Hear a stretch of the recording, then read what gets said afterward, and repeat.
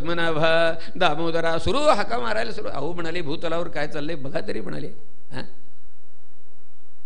सगळा हाहाकार माजलाय म्हणाले. तेव्हा यातनं हा भूभार हरण करण्यासाठी काहीतरी करा. सुरदीनोक्ती श्रवणे सुरदीनोक्ती श्रवणे हरीच्या हृदयात ये कृपा राजा. प्रभू साहतील कशा श्रित जन कुदशा सोसिती न ये राजा. आकाशवाणीने सांगितलं महाराज. वसुदेव गृहे साक्षात भगवान पुरुषः परः जनिष्यते तत्प्रियार्थम संभवन्तु सुरस्त्रिया. वसुदेव देवकींच्या मी उदरी अवतार घेणार आहे म्हणाले. परंतु बाकीच्या सगळ्या देवाने नुसतं गप्प बसायचं नाही. सुखंचमे शयनंचमे करायचं नाही. मग काय करायला पाहिजे. सगळ्या देवदेवताने अवतार घ्यायचा. देवाने गोप व्हावं, देवीनी गोपी व्हावं, ऋषी मुनींनी माझ्या सगळ्याने अवतार कार्याला हातभार लावला पाहिजे म्हणाले. भगवंताचे हे शब्द ऐकले सगळ्यांना आनंद झाला. सगळे देव स्वस्थानी निघून गेलेले आहेत. इकडं काय. इकडे यदुवंशी शूरसेन त्यासी जाहले पुत्र निधान. आनक दुंदुभी नाम पूर्ण वसुदेव तोची जाण पाव्यास. वसुदेवांचा विवाह देवकीचा वसुदेव आणि देवकी यांचा विवाह ठरलेला आहे. वसुदेवा देत देवकी बहीण लग्ना माझी विघ्न आले ऐका. विवाह संपन्न झालेला आहे आणि ती मिरवणूक निघाली. अशी मिरवणूक मध्यावर आली आहे महाराज. तर त्यावेळेला आकाशवाणी झाली.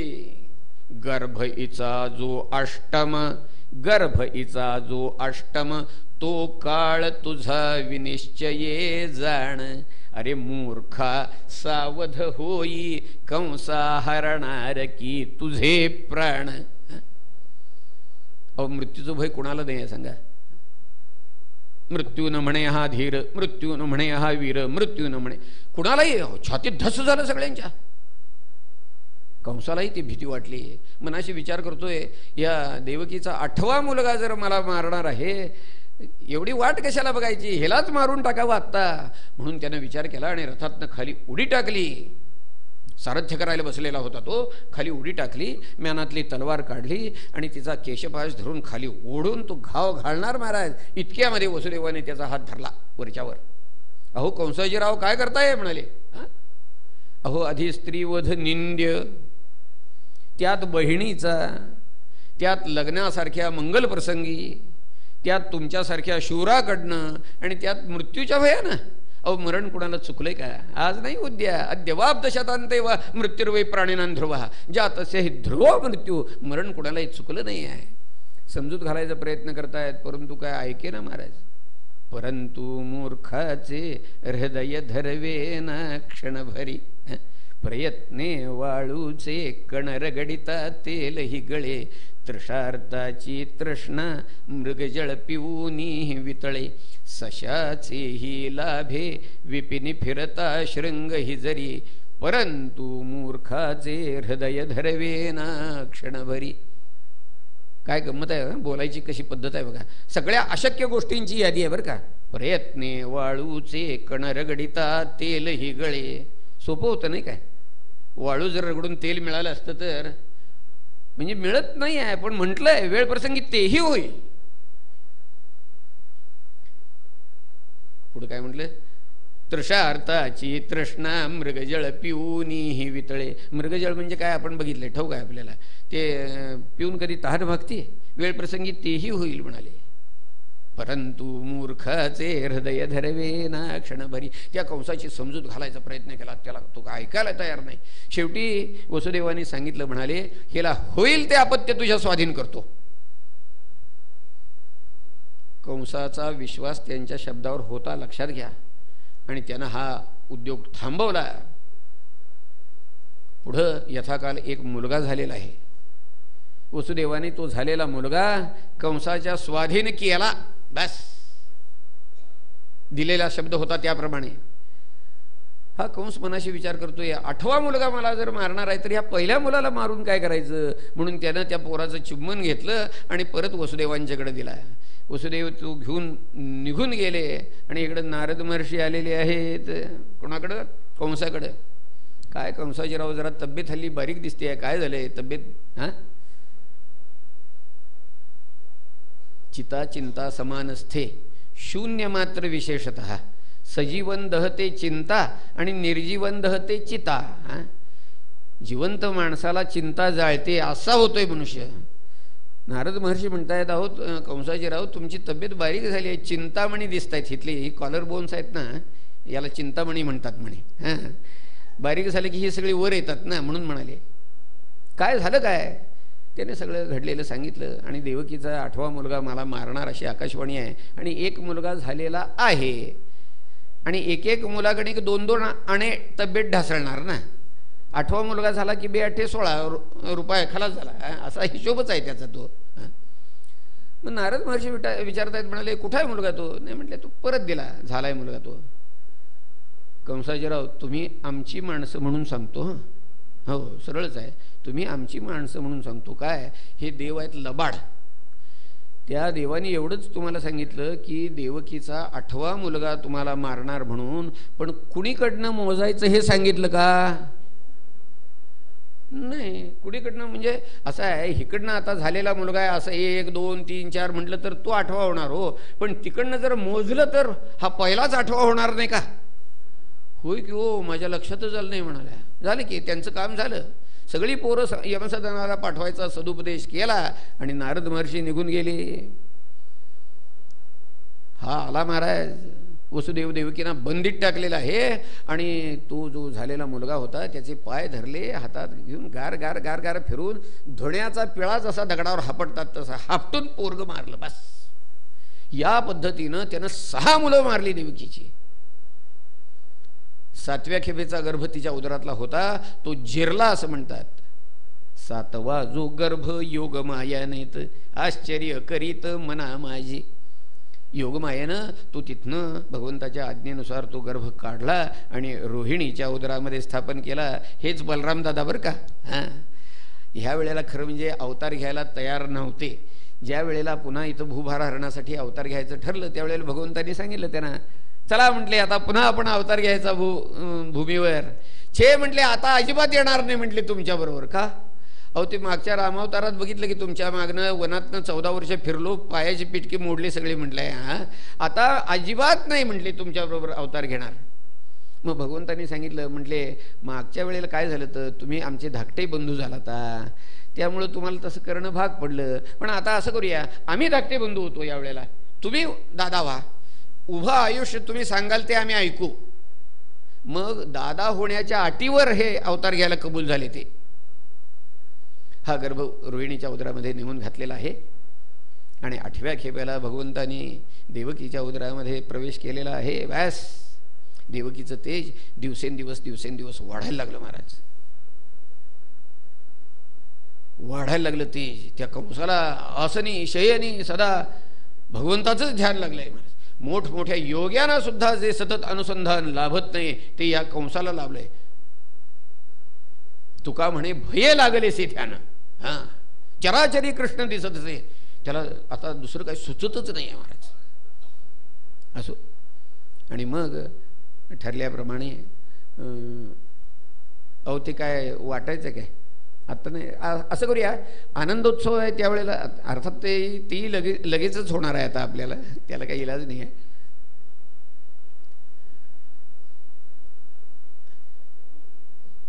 हा झालं. गर्भस्थ परमात्म्याची स्तुती करण्यासाठी सारे देव कारागृहामध्ये येऊन भगवंताची स्तुती करतायत महाराज. आणि मग ठराविक काळ झाला, 9 महिने 9 दिवस पूर्ण झालेले आहेत महाराज. त्यावेळेला सृष्टी सगळी प्रफुल्लित झालेली होती म्हणे. मयुरादी पक्षी नृत्य करीता ती, नद्या वाहता ती दोन्ही थड्या, भूमीवरी सडे केशर कस्तुरी, आनंद अंतरी सकळांच्या.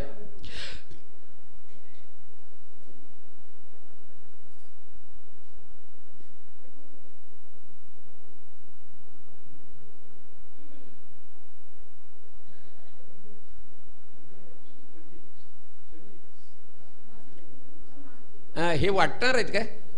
नाही नाही, असू दे, तोवर भजन करूया की. श्रावणाचा 8वा दिवस मनी 8वा,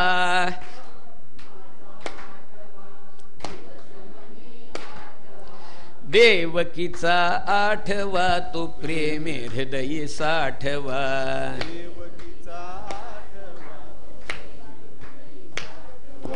श्रावणाचा आठवा दिवस मनी आठवा श्रावणाचा आठवा दिवस मनी आठवा देवकीचा आठवा तो प्रेम हृदय साठवा देवकीचा आठवा तो प्रेम हृदय साठवा श्रावणाचा आठवा दिवस मनी आठवा श्रावणाचा आठवा दिवस मनी आठवा देवकीचा आठवा तो प्रेम हृदय साठवा देवकीचा आठवा तो प्रेम चला साठवा श्रावणाचा आठवा दिवस मनी आठवा श्रावणाचा आठवा दिवस मनी आठवा देवकीचा आठवा तो प्रेम हृदय साठवा देवकीचा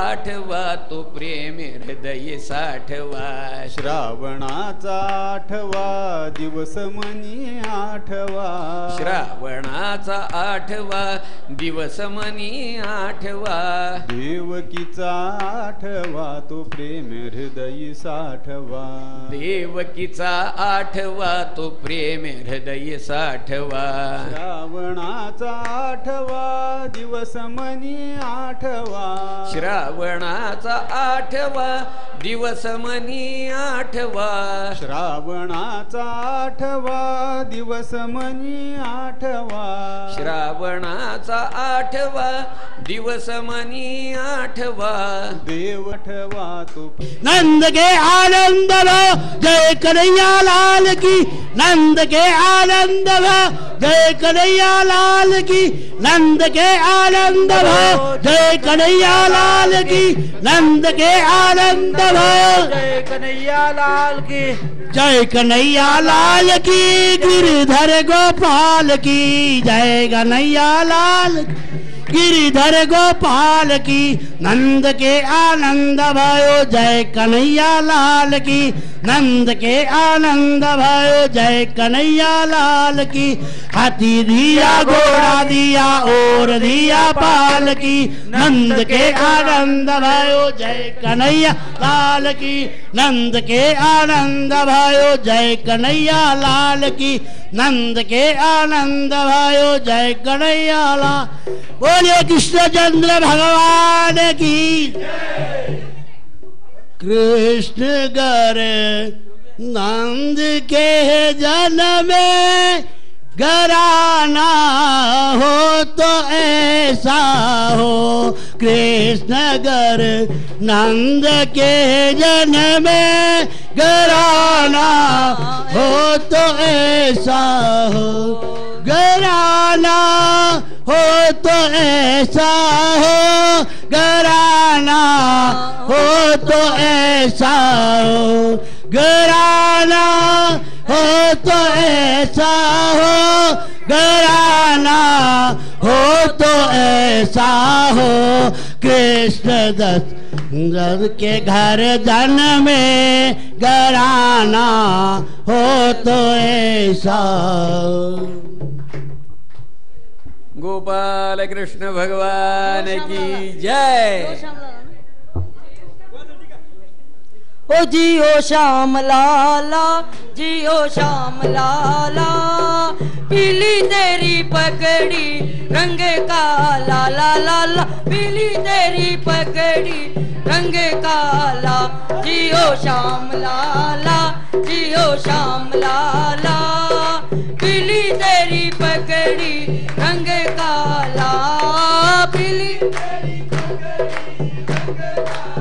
ओ चरमर करे पलना ओ चरमर करे पलना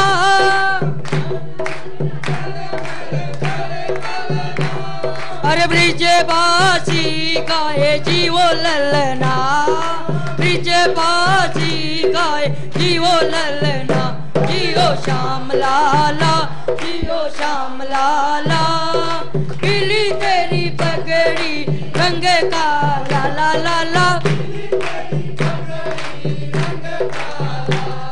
और खीर जलेबी पूड़ी मालपुआ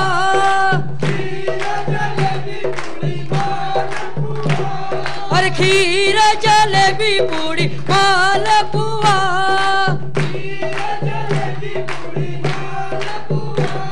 अरे यशोमती करे आनंद हुआ जियो श्याम लाला जियो श्याम लाला पीली तेरी पगड़ी रंग का लाला लाला अरे मथुरा से आए नंद लाला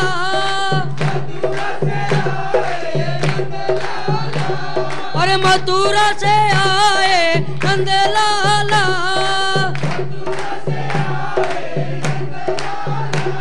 अरे ब्रजवासी गाए जीवो ललना ब्रजवासी गाए जीवो ललना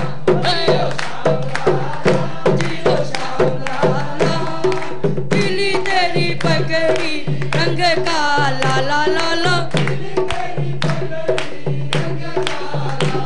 ओ नंद के आनंद भयो जय कन्हैया लाल की नंद के आनंद भयो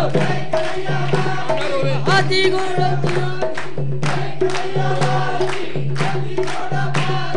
जय कन्हैया लाल की जय कन्हैया लाल की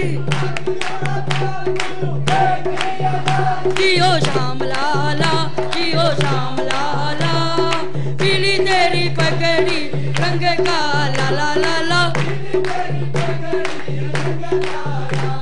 अरे कान रोवे हुआ हुआ अरे कान रोवे हुआ हुआ उसे मनावे सुभद्रा हुआ जियो श्याम लाला जियो श्याम लाला पीली तेरी पगड़ी रंग का लाला लाला जियो श्याम लाला जियो श्याम लाला पीली तेरी पगड़ी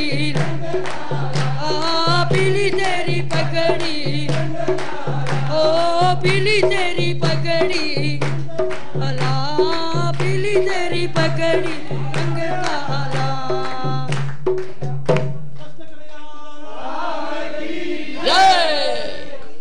ओ मोरे बाके बिहारी ला मेरे बाके बिहारी लाल तू इतना ना करियो श्रृंगार नजर तोए लगे जाएगी ओ गाना नजर तोए लगे जाएगी मोरे बाके बिहारी लाल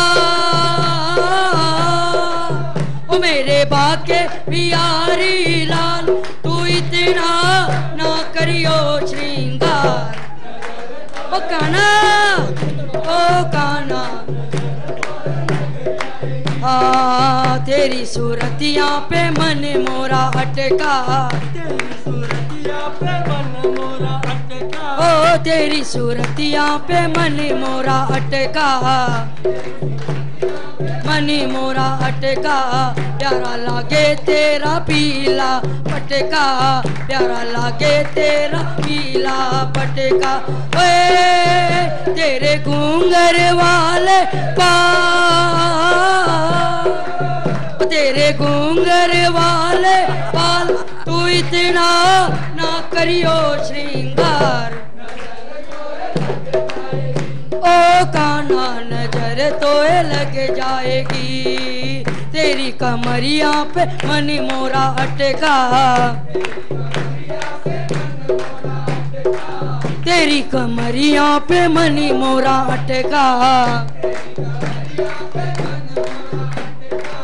प्यारा लागे तेरा नीला पटका प्यारा लागे तेरा नीला काला पटका ओए तेरी टेढ़ी मेढ़ी चाल तेरी टेढ़ी मेढ़ी चाल तू इतना ना करियो श्रृंगार नजर तोए ओ काना नजर तोए लग जाएगी तेरी मुरलिया पे मन मोरा अटका तेरी मुरलिया पे ओ तेरी मुरलिया पे मन मोरा अटका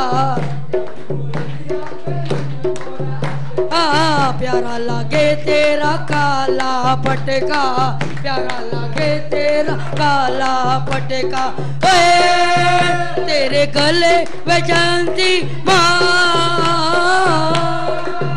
तेरे गले बजंती माल तू इतना ना करियो श्रृंगार नजर तोए ओ काना नजर तोए लग जाएगी मेरे बाके बिहारी लाल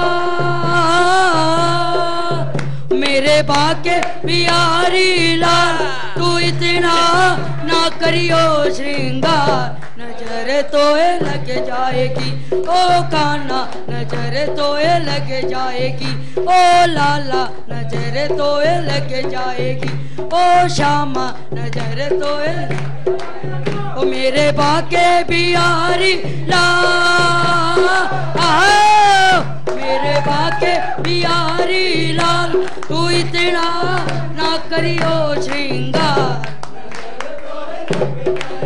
ओ काना नजर तोए लग जाएगी ओ लाला नजर तोए ओ श्यामा नजर तोए लग जाएगी ओ लाला नजर तोए लग जाएगी बोल कृष्ण कन्हैया लाल की जय बाके बिहारी लाल की जय हरि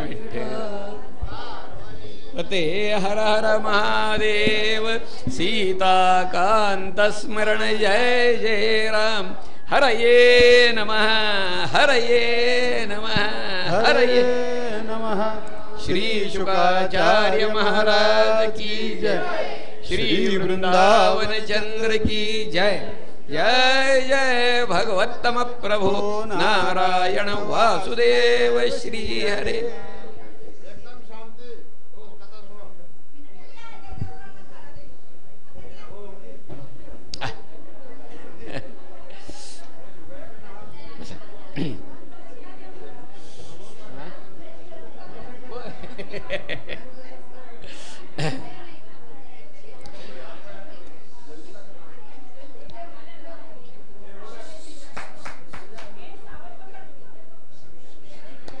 भगवंताने सांगितलं की मला जर कंसापासून भय आहे असं तुम्हाला वाटत असेल तर मला गोकुळात न्या. वसुदेवाने भगवंताला टोपलीमध्ये घातलं आणि गोकुळामध्ये नंदवाड्यामध्ये आणलेलं आहे. भगवंताला यशोदेच्या कुशीमध्ये ठेवलं आणि मायाकन्येला घेऊन परत कारागृहामध्ये आलेले आहेत. कारागृहामध्ये आल्यानंतर त्या मायाकन्येनं आवाज काढला रडायला लागली. बाहेरचे पहारेकरी होते त्यांनी बातमी ऐकून कंसाला दिली. म्हणाले ताईसाहेबांना काहीतरी अपत्य झालेलं आहे. हा कंस आला 8व्या खेपेचा अपत्य म्हटल्यानंतर धावत धावत आला अडखळत आला. ही देवकी विनंती करते आहे अरे ही शेवटची कन्या आहे रे एवढी राहू दे. ऐकायला तयार नाही आहे का. एकदा नारद महर्षींनी सांगितलंय देव लबाड आहेत वेळप्रसंगी गोदीचा गोंद्या झाला तर काय करा. हो तसं या मुलीचा मुलगा झाला तर काय करा. त्यानं ती मायाकन्या हातात धरून तिला मारायसाठी म्हणून पाय धरून फिरवून असं हापटणार इतक्यामध्ये हातातनं ती निसटून गेली. वरती गेली अष्टभुजा देवीचं रूप तिनं धारण केलंय आणि ती म्हणते कंसाला अरे कंसा मला मूर्खा मला मारून काय करणार होतास. तुझा शत्रू या भूतलावर अवतीर्ण झालेला आहे आणि शुक्ल पक्षातल्या चंद्राच्या कलेप्रमाणे तो वाढतोय म्हणाली. कंसाला पश्चाताप झाला. एवढं सगळं करून काही हाताशी लागलं नाही. कारागृहामध्ये जाऊन वसुदेव देवकींची बंधमुक्तता केलेली आहे आणि आपल्या सगळ्या प्रधान मंडळाला त्यानं बोलवलं आणि आता पुढं काय करायचं.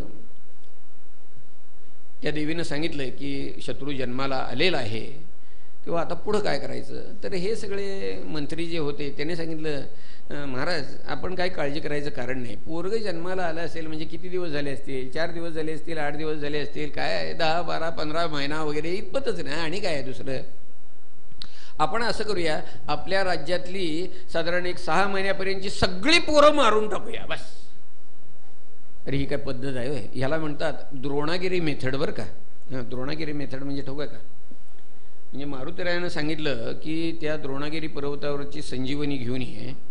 कसली आहे ते सांगितलं तर, परंतु ते द्रोणागिरी पर्वतावर गेल्यावर त्यांना असं वाटलं की आपण ही संजीवनी नेतोय, समजा ही नसली तर काय करायचं. मग पुन्हा तिथनं यायचं, परत दुसरी उडकून जा, तिसरी पुन्हा घेऊन जावा, 2-2 हेलपाटे, 3-3 हेलपाटे, तसं नको. त्यापेक्षा द्रोणागिरी नेऊन ठेवला म्हणजे झालं, कुठली पाहिजे ती घे. तसं नेमकं कोणतं पोरगं शत्रू आहे कंसाचा हे काय ठेवू नये आपल्याला, म्हणून काय करायचं, सगळीच पोरं मारून टाकायची. बरं अगदी 4 दिवसातली 6 दिवसातली वगैरे इतकी सुद्धा पोरं मारायची म्हणजे थेट सूतिका ग्रहामध्ये प्रवेश असला पाहिजे ना, म्हणून हे काम त्या पूतनेकडं सोपवलं. इकडं गोकुळामध्ये सगळा आनंदोत्सव झालेला आहे महाराज. यशोदा काकूंना मुलगा झाला म्हणून भागवतकारांनी श्रीमद भागवताच्या 5म स्कंधात पहिले 18 श्लोक काय आनंदोत्सव झाला ना त्याचं वर्णन केलेलं आहे. श्री शुक उवाच नंदस्त्वात्मजोत्पन्ने जाताल्हादो महामनाः आहूय विप्रन् वेदज्ञान स्नातशुचिरलङ्कृतः वाचे त्वा स्वस्तेन जातकर्मात्मजस्य वै कारयामास विधिवत् पितृदेवार्चनं तथा धेनूनां नियुते प्रादात. ह्या आनंदाखातर नंदाने 2 लाख गायींचं दान केलं असा उल्लेख केलेला आहे. आनंदोत्सव झाला महाराज, आनंदी आनंद झाला. आणि यानंतर कंसाला वार्षिक करभार देण्यासाठी म्हणून नंद मथुरेला गेलेले आहेत. तिथं ते करभार द्यायचं काम झाल्यानंतर वसुदेवानी नंदांची गाठ घेतलेली आहे. नंदांची गाठ घेतली, त्यांचं अभिनंदन केलं. का तर उतारवयात मुलगा झाला म्हणून. वसुदेवानी नंदाचं सांत्वन केलं. का नंदाने वसुदेवाचं सांत्वन केलं. का तर ही 6 मुलं मारली ती ना त्यानं, ती काय 8वी पुढची कन्या होती ती आकाशामध्ये निघून गेली. यानंतर वसुदेव नंदानं सांगतायत, म्हणाले नंदा तुम्ही इथं फार काळ राहू नका, गोकुळामध्ये काहीतरी उत्पात होत आहेत असं मला वाटतंय. इकडं प्रकार काय झाला तर सांगतो. सगळी पोरं मारायची असं ठरल्यानंतर ते काम सूतिका ग्रहामध्ये प्रवेश असणाऱ्या पूतनेकडं, स्त्री आहे ती, तिला आत प्रवेश आहे म्हणून तिच्याकडं सोपवलेलं होतं ते. आणि ती राजधानीतली सगळ्या आसपासची पोरं मारत सुटली ती, आणि आज ती नंदाच्या वाड्यामध्ये आलेली होती. अद्वितीय लावण्यवतीचं तिनं रूप घेतलेलं आहे. ती वाड्यामध्ये आली, यशोदा रोहिणी बघतायत बरं का. ही जशी आत आली ती तशी थेट थेट थेट आत माझघरापर्यंत निघाली. या बघतायत, परंतु तिच्या सौंदर्यानं इतक्या त्या भारून गेलेल्या होत्या की अगं तू कोण, कुठली, आत का निघालीस, कशासाठी आली आहेस, काय, काही विचारायचं भान नाही. ती येते हे बघितल्यानंतर भगवान पाळण्यामध्ये पडलेत बरं का, निवांत पडलेत. तर ती येते बघितल्यानंतर भगवंतांनी डोळे मिटले म्हणे. भगवंतांनी डोळे का मिटले याचं सुद्धा टीकाकार्यांनी चर्चा केली आहे त्याच्या. हो का म्हणे, तर कोण सांगतं की भगवंतांनी डोळे का मिटले, तर ही पूतना म्हणजे कशी आहे, पूतान अपि नयती. हां, लहान मुलांना सुद्धा ती ठार मारती, निष्पाप आहेत ना मुलं, यांना सुद्धा मारती, तेव्हा हिचं तोंड बघायला नको म्हणून भगवंतांनी डोळे मिटले. कोण म्हणतं की भगवान विचार करतायत ही आज आपल्या हातनं मरायला आलेली आहे. हां, तेव्हा तिनं आपल्या हातनं मरण्याजोगं काय पुण्य केलं असावं हे भगवान डोळे मिटून बघतायत म्हणे. कोण म्हणतं, पुन्हा मगाशी सांगितलं तसं की अवतार कार्याला प्रारंभ आणि पहिल्यांदा बैशी प्रसंग. होय, मागच्या अवतार कार्यात तोच प्रकार घडला होता. आहे कर्तव्य कर्म डोळे मिटून एकदा करायचं, उरकायचं, म्हणून भगवंतांनी डोळे मिटले म्हणे. काय आहे, निखारा शेगडीतनं बाहेर जर काढला असला आणि 5-10 मिनिटं असा बाहेर ठेवला तर त्याच्यावर राख साचते, आणि एकदा त्याच्यावर राख साचली की तो आत निखारा जिवंत आहे म्हणजे पेटलेला तसाच फुललेला आहे का विझलेला आहे कळत नाही. तसं भगवंताने डोळे का मिटले तर आपल्या सामर्थ्याची तिला जाणीव होता कामा नये. नजरेला नजर जर भिडली आणि जर तिला आपल्या सामर्थ्याची कल्पना आली आणि ती घाबरून जर तशीच माघारी वळली तर अवतार कार्याला प्रथमग्रासे मक्षिका पातहा तसा प्रकार नको म्हणून भगवंतानी डोळे मिटले. भगवान डोळे मिटून पाळण्यामध्ये पडलेले आहेत. ही पूतना आली, पाळण्यामध्ये हात घालून भगवंताला तिनं उचलला, खाली बसली, मांडीवर घेतला, पदराखाली घेऊन भगवंताला स्तनपान दिलं. ती आली ती अक्षरशः स्तनामध्ये कालकूट विष भरून आलेली होती. आणि नाहीतर दुष्ट लोक असेच असतात ना, तोंडानं गोड गोड बोलायचं, आत काळवेरच असतं. तसं मधुतिष्ठती जिव्हाग्रे हृदय तू हलाहलम, अशी ती अक्षरशः हलाहल विष भरून आलेली होती. भगवंताच्या मुखामध्ये तिनं स्तन दिला आणि मी आपल्याला सांगतो भगवंताने तो स्तन तिचा दोन्ही हाताने घट्ट धरला आणि जे सक्शन चालू केलं तुम्हाला सांगतो 10 हॉर्स पॉवरची मोटर लावल्यानंतर काय होतं बघा, तसला प्रकार सुरू. तिला अस्वस्थ व्हायला झालं महाराज, अस्वस्थ झाली आहे, ओरडतीये, अलम अलम अलम, पुरे पुरे पुरे पुरे, मुंच मुंच मुंच, सोड सोड सोड. भगवान म्हणतात आमचा परिपाठ एखादं काम मध्येच सोडायचं नाही, एकदा हातात घेतलेलं काम कडेला भेडवायचं आणि मगच सोडायचं म्हणाले. म्हणजे काय, मुर्दा पाडल्याशिवाय सोडणारच नाही. आता तिला ते काय सहन होईना आणि शेवटी ती कसं बसं भगवंताला घेऊन तिथनं बाहेर पडली नंदाच्या वाड्यातनं. आणि शेवटी त्या गौळ वाड्यामध्ये अक्षरशः तिच्या मूळ स्वरूपामध्ये गतप्राण होऊन धाडकन कोसळली. बस बोला पूतना मर्दना की जय. आता एक एक असुर निवटला की त्याचा जय जयकार होणार बरं का. पूतना मर्दन की जय. बस गतप्राण होऊन पडलेली आहे ती. ह्या तिच्या शरीराचं, मेलेल्या शरीराचं बरं का, त्या भागवतकाराने वर्णन केलं केवढं प्रचंड शरीर तिचं. तिचे डोळे म्हणे आडासारखे खोल होते, नागपुड्या गुहेसारख्या होत्या, दात नांगराच्या फाळासारखे होते, तिचे स्तन पर्वतावरनं गडगडत येणाऱ्या शिलाखंडासारखे होते म्हणे. तिचं भकाळीला गेलेलं पोट यमुनेचा एखादा भला मोठा डोह आटलेला जसा दिसावा तसं तिचं पोट दिसत होतं. वर असे हात टाकले तिनं तर ते म्हणे त्या डोहावरनं पलीकडे जायला पूलच बांधलेत का काय असं वाटलं. असं तिचं वर्णन केलेलं आहे. या यशोदा आणि रोहिणी आल्या भरा भरा भरा भरा जाऊन भगवंताला तिच्या वक्षस्थळावरनं बाजूला काढलेला आहे. बघताय कुठं काही इजा झालेली नाही आहे ना, त्याला काही इजा झालेली नाही. बघितल्यानंतर जीव भांड्यात पडला बरं का. मग त्यांनी केलं काय तर भगवंतावरचं अरिष्ट टळलं आणि टळावं यासाठी विधी केला सगळा. महाराज काय काय केलं तर म्हणाले पहिल्यांदा तिला त्या भगवंताच्या शरीरावरनं गाईच्या शेपटीचा गोंडा फिरवला सगळा, ह्याकडे बसणं त्याकडे फिरणं. त्यानंतर भगवंताला पुन्हा गोमूत्रानं सचैल स्नान घातलं. त्यानंतर काय केलं तर गाईच्या गोठ्यामध्ये, गाईच्या पायामध्ये ते शेण मूत खालची माती चिवडून चिवडून पायानं चिखल झालेला असतो, तो चिखल घेऊन त्याचे 12 ठिकाणी टिळे लावले भगवंताच्या शरीरावर. केशवाय नमः, नारायणाय नमः, माधवाय नमः, गोविंदाय नमः, विष्णवे नमः, या पद्धतीनं 12 ठिकाणी टिळे लावले आणि स्तोत्र म्हटलं. हा परमात्मा, हा भगवान तुझं म्हणजे आता कोणाचं, अहो हा भगवानच आहे की, ह्याचं रक्षण करावं म्हणून त्या प्रार्थना करतायत. इथं जे स्तोत्र वर्णन केलेलं आहे याला बालरक्षा स्तोत्र असं म्हणतात बरं का. बालरक्षा स्तोत्र. घरामध्ये जर लहान मूल असेल तर भाविक लोक हे स्तोत्र म्हणून रोज त्या मुलाला अंगारा लावतात. अव्याद जोंघ्री मणिमांस्तव जानवथोरू यज्ञोच्युतः कटितटं जठरं हयास्यः हृत्केशवस्त्वदुर ईश इनस्तु कंठं विष्णुर्भुजं मुखमुरुक्रम ईश्वरकं चक्रग्रतः सहगदो हरिरस्तु पश्चात् त्वत्पार्श्वयोर्धनुर्षि मधुआजनश्च कोणेषु शंख उरुगाय उपर्युपेंद्रस्तार्क्षक्षितौ हलधरः पुरुषस्य म्हणतात.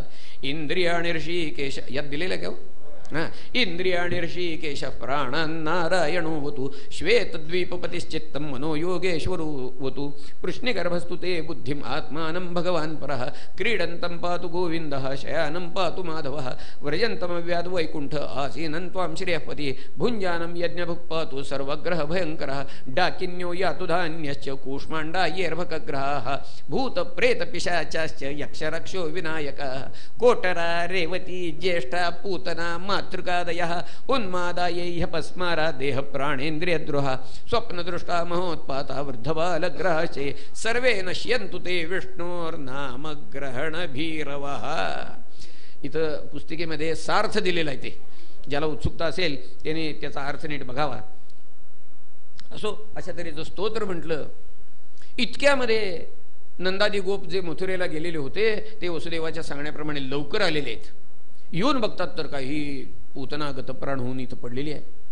केवढा तिचा प्रचंड देह, आता हा बाहेर न्यायचा कसा, जाळायचा कसा, काळजी पडली. मग शेवटी केलं काय, सरळ त्या देहाचे तुकडे केले कुऱ्हाडी घेऊन पूतनेच्या देहाचे आणि पार्ट बाय पार्ट तिकडं नेलं. जाळायचं कुठं, तर विचार असा केला एवढा प्रचंड देह जर जळला तर त्याच्या चरबीची घाण किती सुटेल विचार करा. म्हणून वाऱ्याची दिशा आपली वस्ती त्याच्याबरोबर पलीकडच्या बाजूला नेऊन ते जाळायचं ठरवलं. तिथं ते शरीर तिचं नेऊन जाळलं.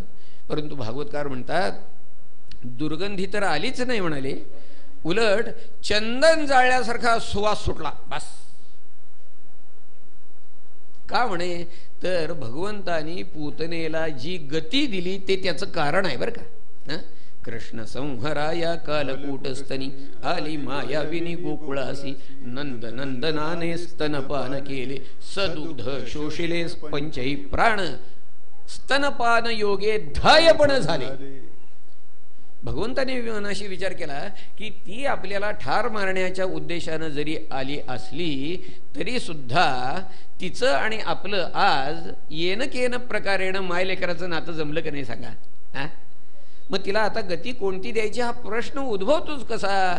आईला जी गती द्यायची ती गती पुतनेला दिलेली आहे. लक्षात घ्या. भागवतकार म्हणतात अहो बकीयं स्तनकालकूटं जिघांसया पायेदप्य साध्वी लेभे गतिं धातृचितान्दुरापां कौमादयालुं शरणं व्रजेम. हा परमात्माच असा कृपाळू आहे बरं का. हरे राम म्हणे कृपेचे निमित्त सदैव धुंडित दयाघना. बस परवा आपण बोललो की एक एक गुन्ह्याला दोन दोन कलम लावून जसं खटले भरले जातात तसा हा परमात्मा काय करतो ठाऊक आहे का, कोणत्या कलमाखाली दया करायला येईल असं बघतो म्हणे. वा, भगवंताने विचार काय केला, येन केन प्रकारेनं तिचं आणि आज आपलं आई माय लेकराचं नातं जमलंय ना म्हणून तिला सद्गती प्राप्त करून दिली महाराज. असो, एकदा भगवंताला नवमखू घातलेला आहे. आता सगळ्या कृष्णलीला आहेत बरं का. नवमखू घालून भगवंताला अंगणामध्ये असलेल्या गाड्याच्या खाली असलेला आस त्याला एक झोळी करून त्यामध्ये भगवंताला वाऱ्याला ठेवलेला आहे. ती यशोदा आपल्या कामाला गेलेली आहे. भगवंताने त्या झोळीतनं पडल्या पडल्याच पाय उडवायला सुरुवात केली आणि उडवता उडवता उडवता, लक्षात घ्या 3 महिन्याचं पोरग आहे बरं का. 4था महिना लागलेला दिवस आहे बरं का तो.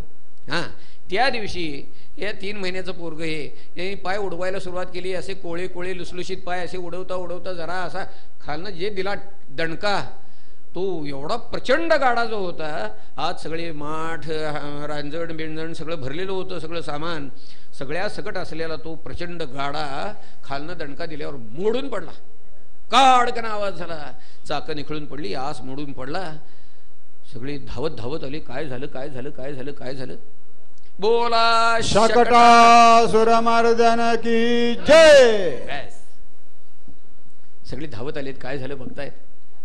पुन्हा भगवंताला बघितलं, खालनं काढून बघितलं इजा काय झाली आहे का, काही इजा झालेली नाही. बघितल्यानंतर मग पुन्हा रक्षाविधी केलेला आहे, पुण्यवाचन केलं, दानधर्म केलेला आहे वगैरे सगळं केलेलं आहे. भागवतकार पुढं वर्णन करतात, एकदा यशोदा भगवंताला मांडीवर घेऊन बसलेली होती. भगवंताने आपलं अंग जड करायला सुरुवात केली. जड करता करता करता इतकं जड केलं अक्षरशः पायाला मुंग्या आल्या. एखादी प्रचंड शिळा आपल्या मांडीवर ठेवली आहे का काय असं तिला वाटायला लागलं. तिला ते काय सहन होईना. शेवटी भगवंताला तिनं खाली ठेवलं.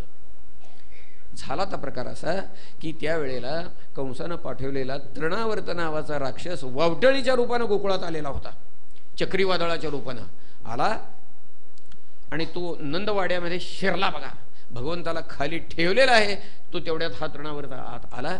इतकी धूळ उठलेली होती गोकुळामध्ये की सगळ्यांच्या डोळ्यात धूळ गेलेली आहे, कोणाला दिसत नाही, डोळे मिटलेले, यशोदेने डोळे मिटलेत.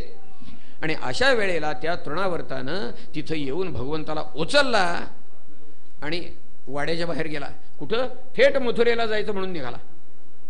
जसं बाहेर गेले हे दोघं, तसं भगवंताने आकाशात गेल्यानंतर त्याच्या गळ्याला मिठी मारली आणि गळ्याला मिठी मारून इतकी आवळली, त्याचा श्वास घुसमटला, श्वास घेता येईना, गतप्राण झाला आणि वर्ण धाड करणं गोकुळामध्ये चव्हाट्यावर पडलेला आहे. बोला तृणावर्त मर्दन की जय.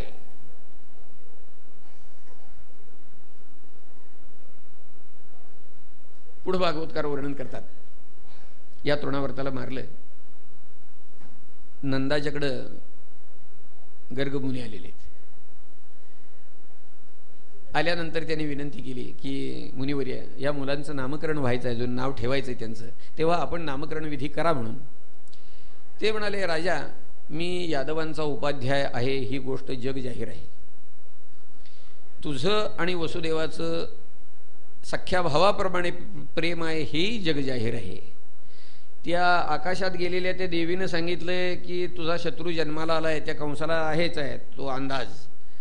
तेव्हा मी जर ह्यांचा नामकरण विधी केला तर हाच मुलगा तो आहे अशी कंसाची खात्री होईल आणि तुझ्या मुलावरची संकट वाढतील.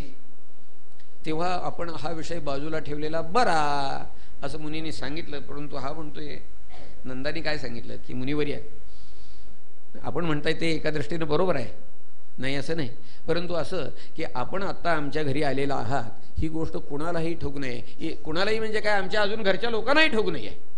तेव्हा आपण असं करायचं की नामकरणासाठी मिनिमम रिक्वायर्ड जेवढा असेल तेवढा विधी करायचा. तेच तुझा मागच्या बाजूला परसात बँड लावायचा नाही आणि मिनिमम रिक्वायर्ड जेवढा आहे विधी तेवढा करायचा.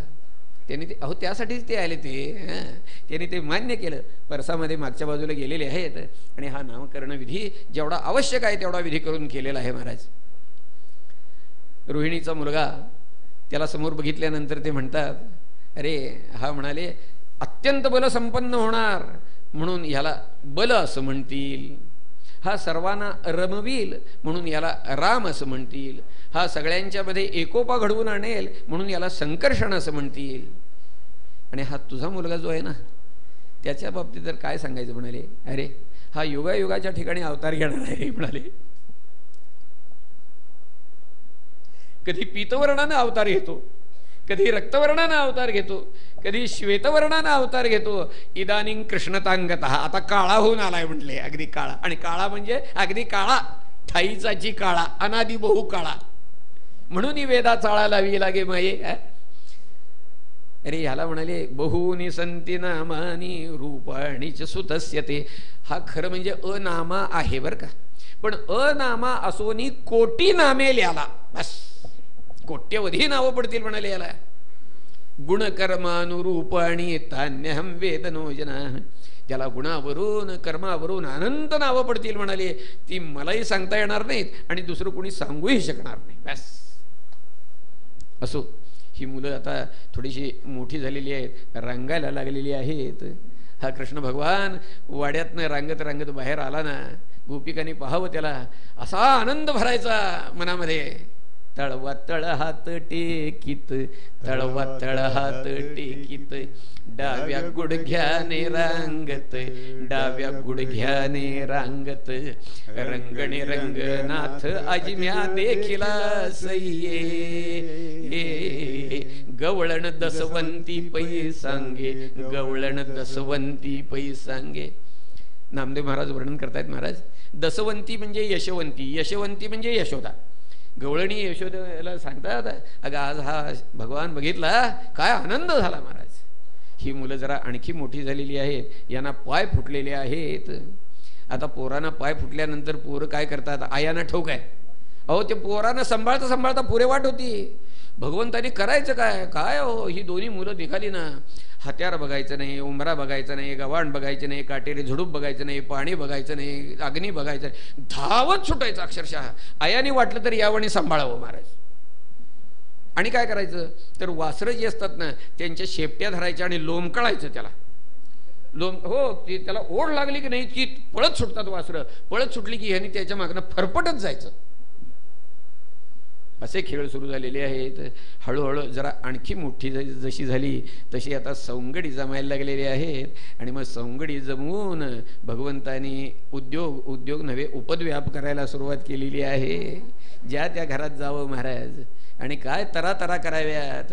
रोज जिथं जाईल तिथं काहीतरी आहेच आहे महाराज. आणि असं झाल्या कारणानं रोज आता यशोदेकडं गवळणींचे गाऱ्हाणे यायला लागलेत बरं का. सगळ्या गवळणी येत आहेत आणि यशोदेकडे तक्रार करतायत. अगं लाडका हा कान्हा बाई तुझा तुला गोड वाटे, याच्या खोड्या किती सांगू महीपत्र सिंधू आटे. लाडका हा कान्हा बाई तुझा तुला गोड वाटे. या गवळणी म्हणतात यशोदे याच्या खोड्यांची जर यादी करायची ठरवली, लिहायचं कशावर? ते म्हणती की समुद्राची शई केली आणि पृथ्वीचा कागद केला तरी सुद्धा याच्या खोड्यांची यादी संपणार नाही म्हणती. घ्या ह्या गवळणी यशोदेकडे गाऱ्हाणं घेऊन आल्या की त्यावेळेला भगवंतानी काय करायचं, तिच्या कमरेला असा हात घालायचा, तिचा पदर धरायचा आणि खालनं असं तिच्या चेहऱ्याकडे बघायचं. ती असं बघायची ना वरनं, ऐकतीये गाऱ्हाणी यानं खोड्या केल्यात का म्हणून असं बघितलं तर त्यांना असा साजूक चेहरा करायचा. तुम्हाला सांगतो की तिला असं वाटायचं हे पोरग आणि खोड्या शक्य आहे का हो? शक्य आहे का हे पोरग खोड्या करणं? बळस गुणगुणाच तान ग दिसतय गोजिरवाण ग, काय सांगता तुम्ही गाराण ग गोकुळच्या नारी. श्रीरंग म्हणणार काय? श्रीरंग माझा वेडा ग याला नाही दुसरा जोडा ग, तुम्ही याची संगत सोडा ग गोकुळच्या नारी. 5 वर्षाचं बाळ ग अंगणी खेळे खेळ ग आणि लटकाच घेता आळ ग तुम्ही गोकुळच्या नारी. सावळा ग चिमणा माझा ग गवळणीत खेळे राजा ग, तुम्ही मोठ्या ढाल ग जाग गोकुळच्या नारी. याची गोटी खाऊन लोण्याचा गोळा ग आळ घेता गोपाळा ग, 12 तुम्ही ठाईच्या बोढाळा ग गोकुळच्या नारी. लपवून याची गोटी ग लागता याचे पाठी ग, एवढीच रीत खोटी ग गोकुळच्या नारी.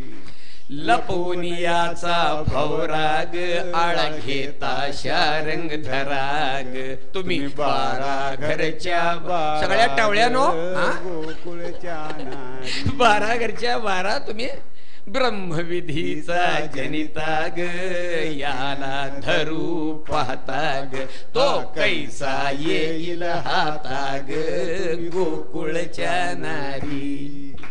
नाम म्हणे यशोदेसी ग तुझाच हा ऋषिकेशी ग, किती छळतो आम्हासी ग गोकुळच्या नारी.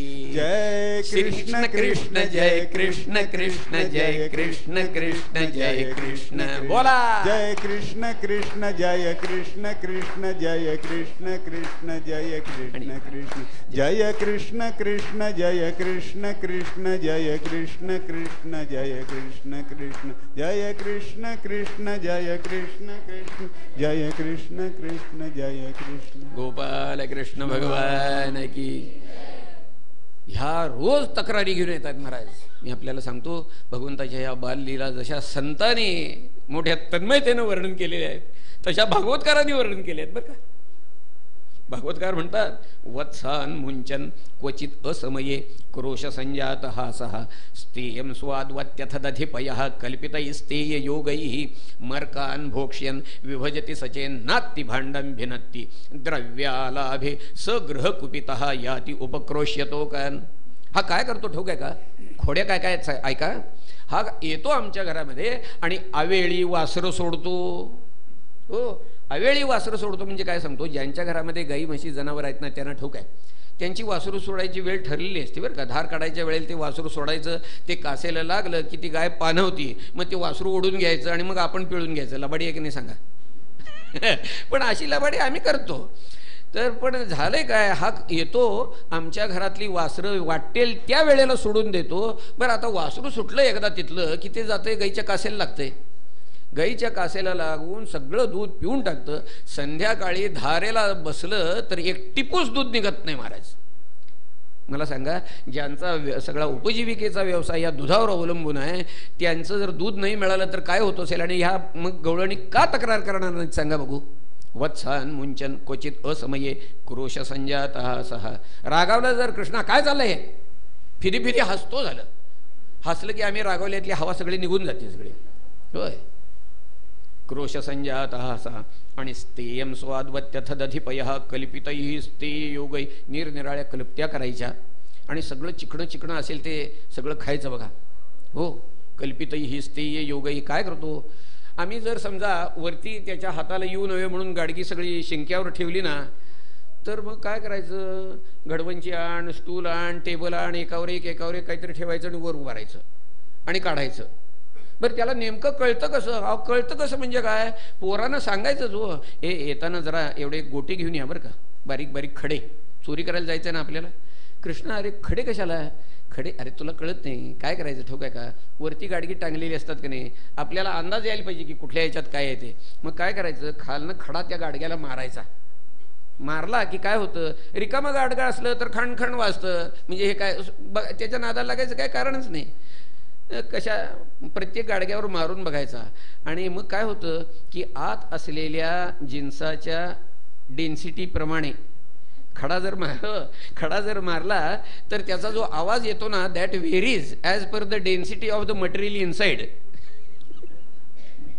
त्याप्रमाणे मग म्हणजे कुठे नुसतं ताक कुठं आहे, साधं दही कुठं आहे, मलईचं दही वेगळं असतं बरं का. मग तुम्ही डेअरीत जर गेला तर मलईचं दही वेगळा दर असतो त्याचा. हां, ते मलईचं दही कुठं आहे आवाजावरनं कळतं. अर्थात त्याला कान तयार लागतो. म्हणजे हो, ज्याला स्वरातला फरकच कळत नाही त्याला काही नाही. परंतु असं करायचं. आणि मग कुठं बासुंदी आहे, अमुक आहे तमुक, असं बासुंदीचं समजा गाडगं हेरायचं. आणि हे घडवणची स्टूल काही मिळालं नाही तर काय करायचं, पोरं असतातच की बरोबर. पोरानं एकाला पालथं घालायचं, त्याच्यावर दुसऱ्याला उभं करायचं, त्याच्यावर ह्यानं उभं राहायचं बघा. आणि एकदा ते शिंक कसं बसं बॅलन्स करत, ते गोविंदाची हंडी कशी करतात की नाही आपले, तसं एकदा ते शिंक धरलं मग काय हरकत नाही. पोरानं सांगायचं जरा खाली दम तसंच उभा राहावं रे. आणि मग काय करायचं, वरती असं शिंक धरायचं गाडगं आणि हातात असा एखादा कोचीचा दगड घ्यायचा बरं का.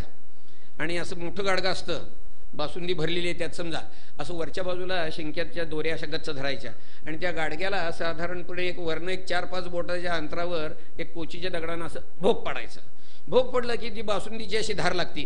पेंड्या आ एक सुरू, गटा गटा गटा गटा गटा प्यायला सुरू का. वरचं 4-5 बोटाच्या अंतरावर भोग पडलेलं असतं, तेवढं संपलं सरक बाजूला, सुदाम्या चाल, खाली एक भोग पाडायचं आणि एक 4-5 बोटावर खाली त्याची दुसरी धार, असं तिसरी धार, असं करत वरनं खाली अशी गाडग्याला भोकं केव्हा पडतात ठाऊक आहे ना.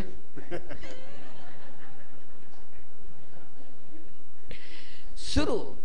यशोदा काकू त्याला दिसू नये म्हणून आम्ही मुद्दाम अंधारात ठेवतो, दिसू नये म्हणून. पण आम्ही अंधारात ठेवल्याचा काहीही उपयोग होत नाही. का होत नाही? अहो तुम्ही त्याच्या गळ्यामध्ये रत्नाचे दागिने घातलेले आहेत, तो आत आला की बॅटरीचा फोकस टाकल्या की दिसतच हो त्याला सगळं. मग काय आता उपयोग आहे आम्ही अंधारात ठेवून.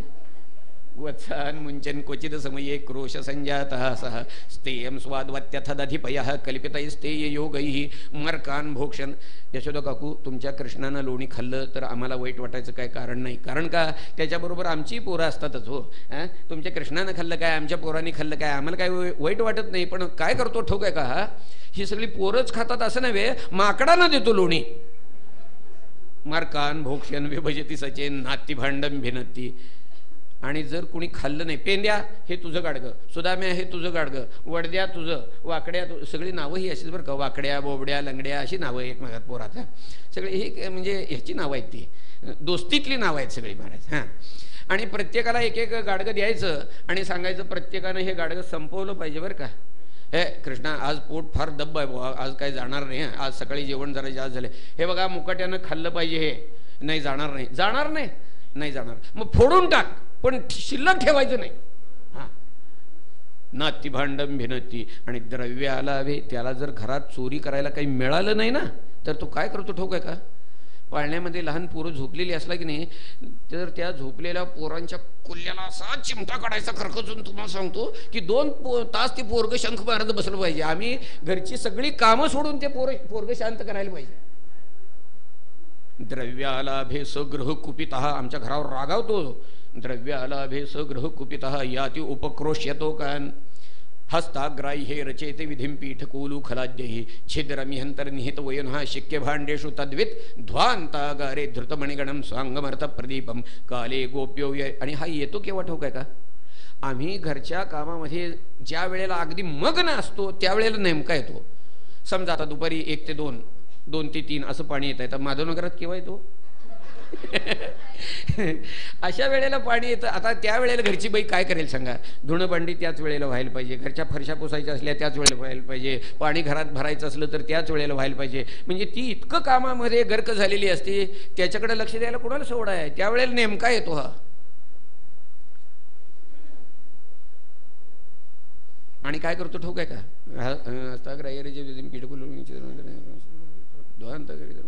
काले गोप्यो यर्हि ग्रहकृत्येषु सो व्यग्रचित्ताः एवं धार्ष्ट्यान्यशिती कुरते. वांडपणाचा कळस सांगते बरं का गोपिका. ती काय म्हणते ठाऊक आहे का, हा वांडपणाला काय मर्यादा आहे का त्याच्या. बघा, आम्ही देवापुढं चांगलं सारवून छानपैकी रांगोळी बिंगोळी घालून ठेवावं. आम्ही कामात असलो की हा येतो आणि काय करतो ठाऊक आहे का, देवापुढं रांगोळी घातली आहे त्याच्यावर, मी हे पदरचं सांगत नाही आहे, भागवतकारांनी यात म्हटलंय म्हणून सांगतोय बरं का. होय, मेहनादी, मेहन म्हणजे हे मेहनादी निवास्तव स्तेयोपायेहि विरचित कृती सुप्रतीको यथास्ते इत्थं स्त्रीभिः सभयनयन श्रीमुखालोकिनीभिः व्याख्यातार्थ प्रहसितमुखी नैह्युपालब्धुमैच्छत. परंतु तिला त्या भगवंताच्या चेहऱ्याकडे बघितलं यशोदेला की तिला असं वाटायचं हे पोरग हे खोड्या करणं शक्यच नाही. काय सांगतो आधी तुम्हाला बरं का, आधी आईला आपलं पोरग खोड्या करतं हे कधी पटत नाही बरं का. खोड्या करतं ते दुसऱ्याचं पोरग करतं, आपलं पोरग करत नाही. हां, नेहमी असंच आहे. एका पोरानं दुसऱ्या पोराला दगड मारला, तुम्हाला सांगतो दगड मारला असा इथं बसला बघा, अक्षरशः भळा भळा भळा भळा रक्त यायला लागलं. ज्या पोराला दगड लागला तर त्याच्या आईनं, ज्यानं दगड मारला तर बघितलं तर त्यानं कुणी मारलं ते त्याच्या रट्ट्याला धरलं, आणि ज्याला दगड लागला त्या आपल्या पोरालाही धरलं, आणि ज्यानं दगड मारला तर त्याच्या आईकडे दोघांना घेऊन गेली. बघा म्हणाली, तुमच्या बाळ्यानं आमच्या बाळूला, त्यांचा बाळ्या आणि आमचा बाळू बरं का, हां तुमच्या बाळ्यानं आमच्या बाळूला दगड मारला, बघा इथं इथं दगड लागला, थोडक्यात चुकलं, भळा भळा रक्त यायला लागलंय, जरा बाजूला लागला असतं तर डोळा फुटला असता. बघा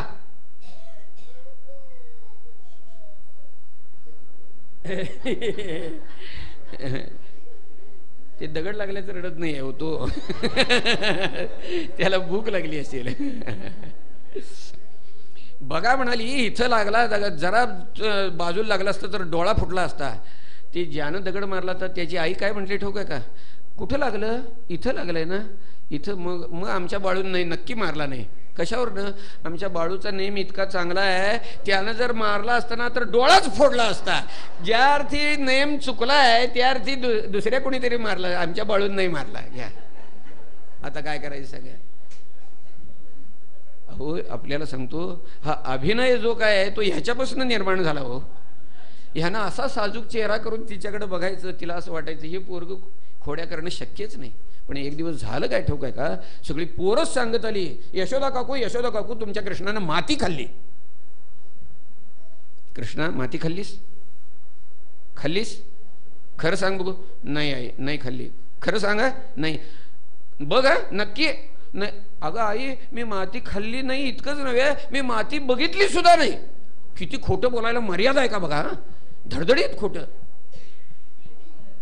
हाती घेऊन या काठी शिकविते श्रीपती, यमुनेची माती खासी का का का.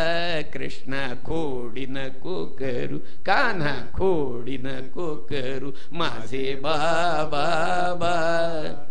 धावोनिया धरिला करी, बैसविला मांडीवरी. पळायला लागला होता, धरला त्याच्या रट्ट्याला आणि ओढला. कृष्णा सांग बघू, माती खाल्लीस का? नाही खाल्ली. बघू. धावोनिया धरिला करी, बैसविला मांडीवरी. आ करून दाखव बघू. आ करून मुख पसरोनी करी आ आ आ. कृष्णा खोडी नको करू, काना खोडी नको करू. वामन पंडितांनी ह्या प्रसंगाचं शब्दचित्र फार सुंदर काढलंय बरं का. यशोदेनं भगवंताला असा धरलाय रट्ट्याला, दंडाला असा धरलेला आहे, एक हात असा उगारलेला आहे.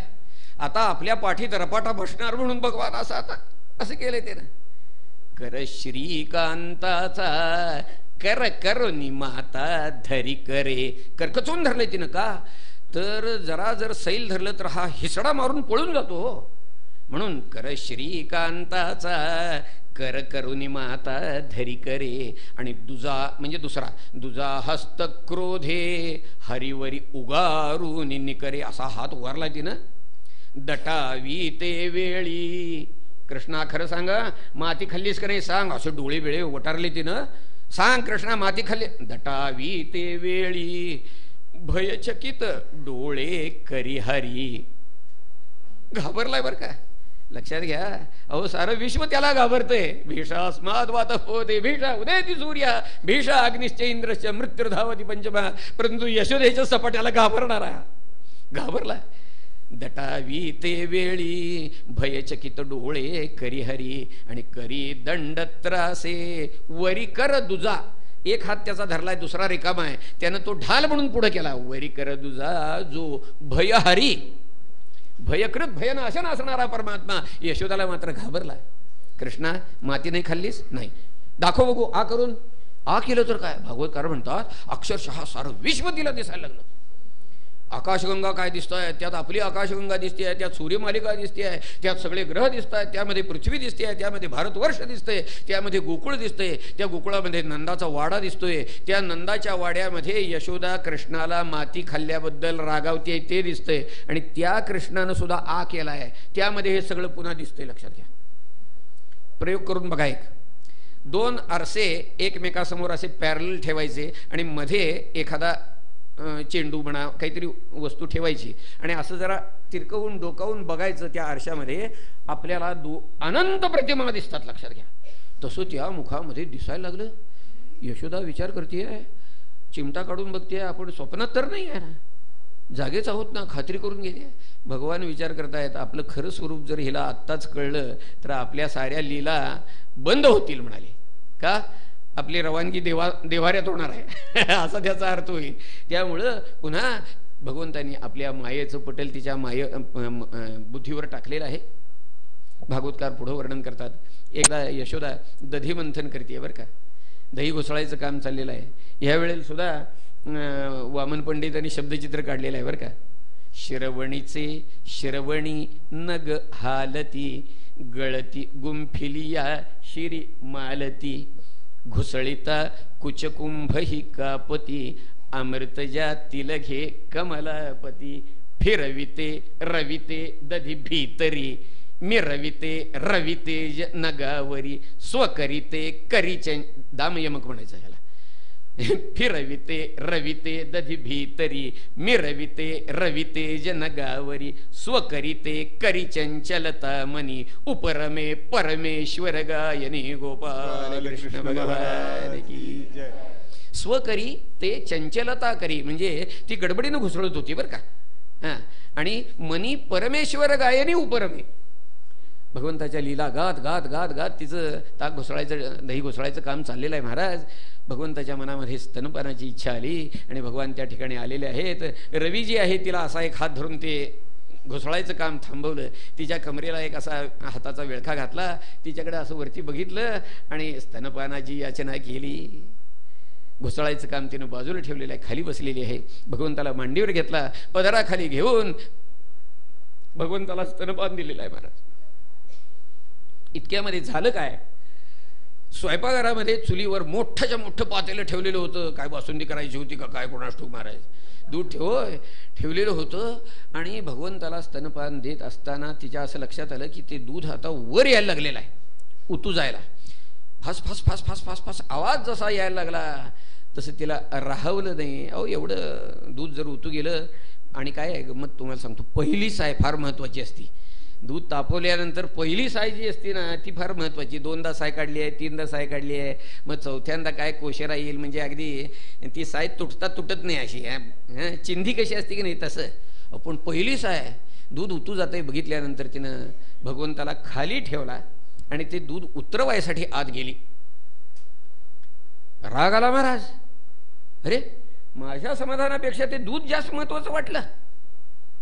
केलं काय ठोक आहे का, ज्यात माझघरामध्ये ती तिथं घुसळत होती, एवढा मोठा प्रचंड डेरा त्यामध्ये घुसळत होती, तर तिथंच बाजूला एक शिलापुत्र होता. शिलापुत्र म्हणजे सांगतो, शिलापुत्र म्हणजे वरवंटा, ठोक आहे का. हां, तो वरवंटा हातात घेतला आणि ह्या गाडग्यावर फाडकर मारला की हो याने.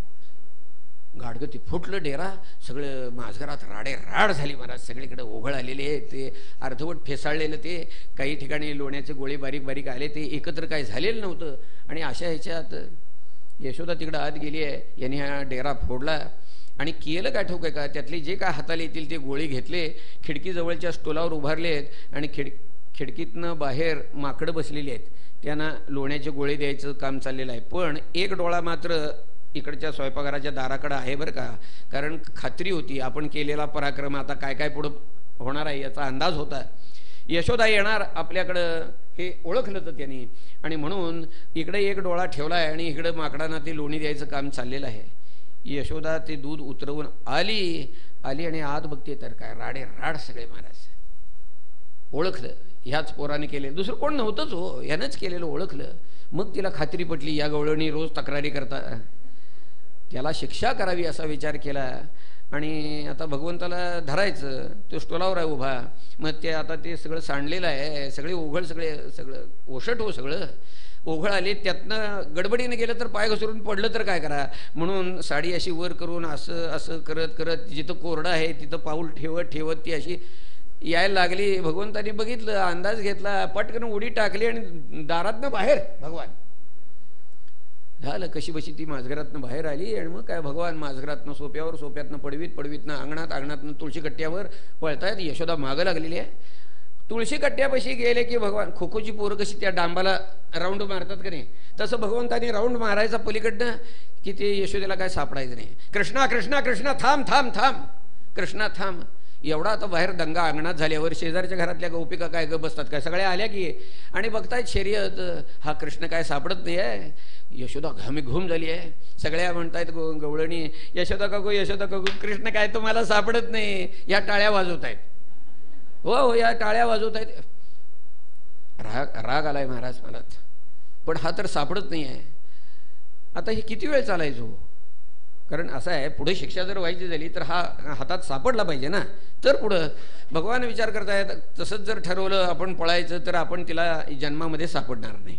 मग आता हे कथानक पुढं कसं जायचं भगवान विचार करतायत. मग त्यांनी केलं काय की सापडायचं ठरवलं.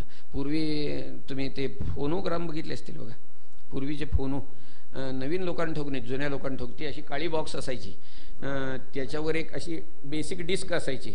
हां, त्याला किल्ली द्यायची, किल्ली दिली की ती बेसिक डिस्क फिरायला लागायची. मग त्याच्यावर एवढ्या अशा त्या काळ्या डिस्क ज्या असायच्या गाण्याच्या वगैरे त्या त्याच्यावर ठेवायच्या आणि त्या डिस्कला वरनं असे कडेनं अगदी वर बाहेरपासून अगदी आतपर्यंत असे चरे असायचे.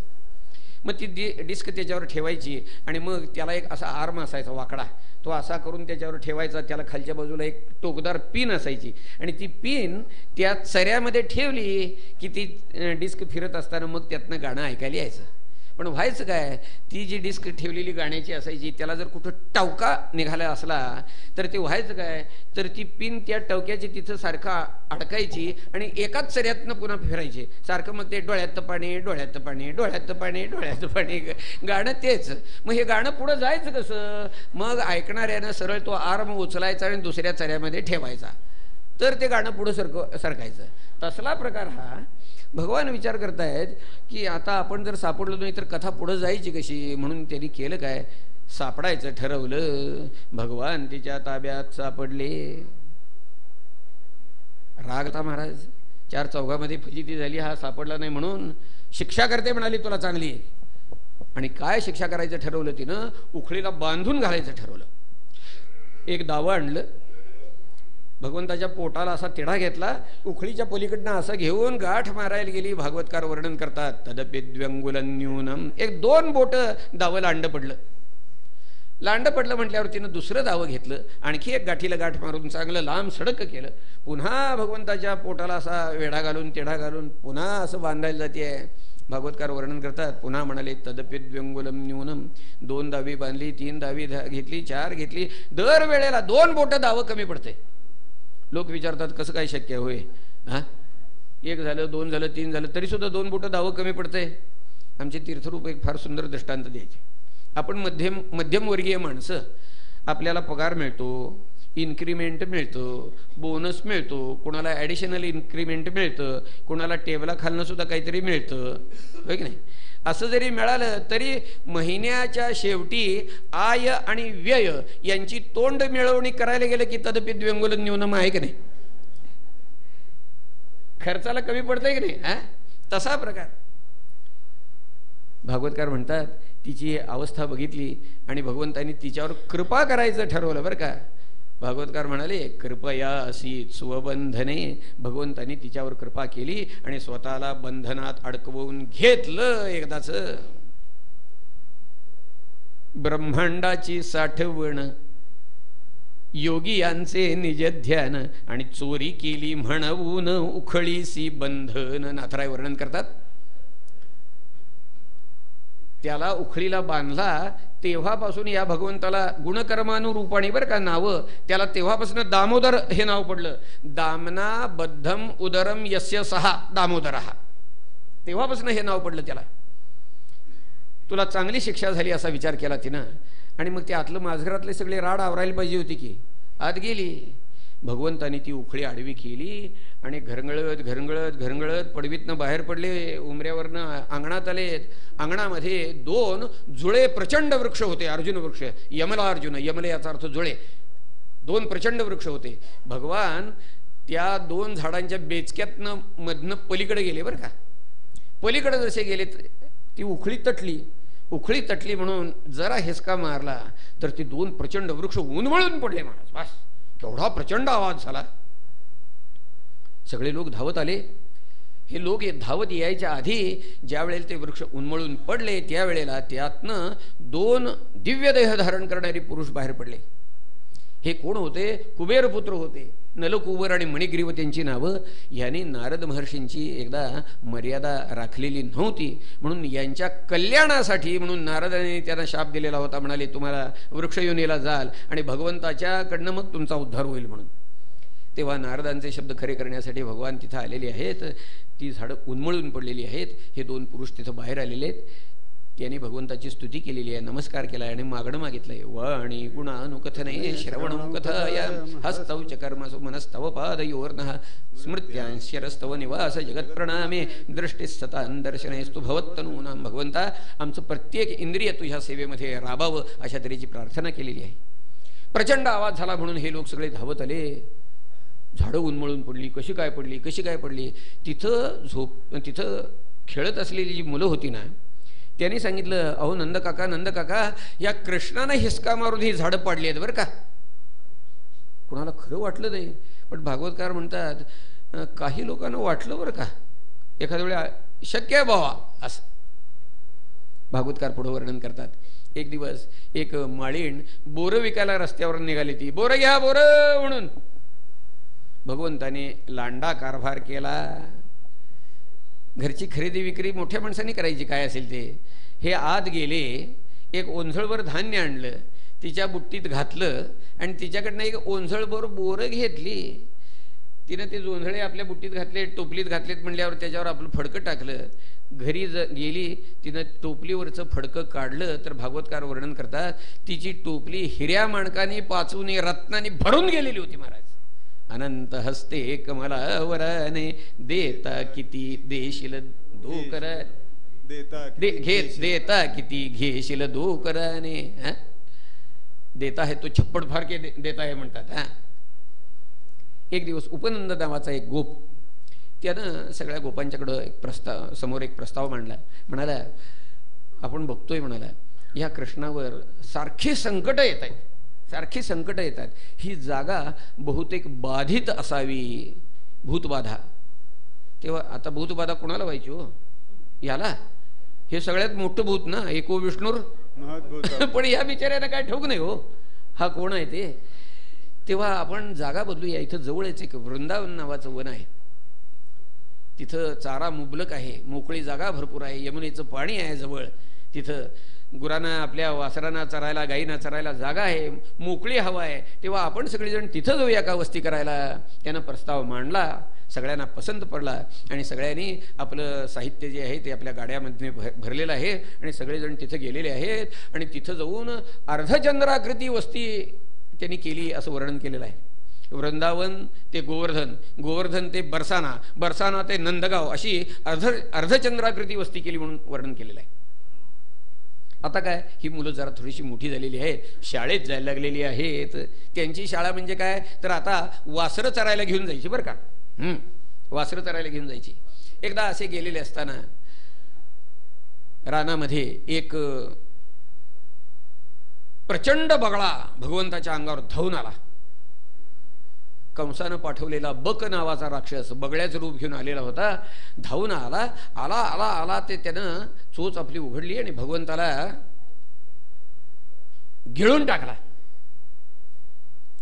त्यानं जसं त्याला तोंडात घेतलं भगवंताला, तसं भगवंतानी केलं काय की त्याच्या आतल्या बाजूनं तालूच्या ठिकाणी आत दाह करायला सुरुवात केली. त्याला आग व्हायला लागल्यानंतर त्याला काय सहन होईना म्हणून त्यानं भगवंताला पुन्हा बाहेर टाकला. बाहेर जसा टाकला तसं भगवंतानी छड्डू मारून त्याला सांगितलं ये म्हणाले, आव्हान दिलं. पुन्हा जो हा बक त्या भगवंताच्या अंगावर आला त्यावेळेला भगवंतानी त्याच्या चोचीची 2 पाती, चोचीला एक वरचं पातं खालचं पातं, 2 पाती, एक पातळ एका हातानं धरलं, दुसरं दुसऱ्या हातानं धरलं आणि अक्षरशः फाडून टाकला. वास बोला बकासुरमर्दन की जय. भगवंताच्या मनामध्ये आज वनभोजन करायचं आलं बरं का. सगळ्या पोरांना लवकर हाका मारलेल्या आहेत, आपापल्या शिदोऱ्या घ्यायला सांगितलेल्या आहेत, वनात जायचं ठरलेलं आहे. सगळी मुलं नटलेली आहेत, खेळाचं साहित्य घेतलेलं आहे, शिदोऱ्या बरोबर घेतलेल्या आहेत, वासरं पुढं सोडलेली आहेत, गाई वासरं सगळे निघाले पुढं वनामध्ये गेलेले आहेत. तिथे गेले आहेत, खेळायला सुरुवात झाली, निरनिराळे खेळ खेळतायत. वरनं मोठे मोठे पंख असलेले पक्षी, गिधाडं घारी वगैरे असे वर्ण जायला लागले ना की त्यांच्या सावल्यांच्या बरोबर पळायचं.